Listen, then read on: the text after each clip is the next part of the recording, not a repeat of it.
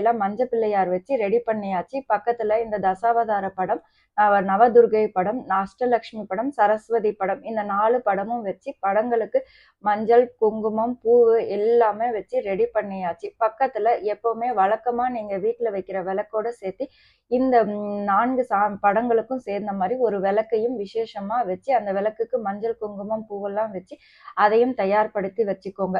இப்போ அடுத்த நாள் காலையில பிரதம திதியில இருந்து முதல் நவராத்திரி நாள் ஆரம்பிக்குது இல்லையா?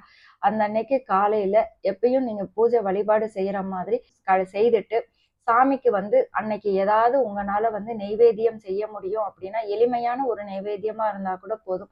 அது காலை மாலை 2 வேளையும் அந்த நெய்வேத்தியம் செய்யறத வழக்கமா வச்சுக்கோங்க.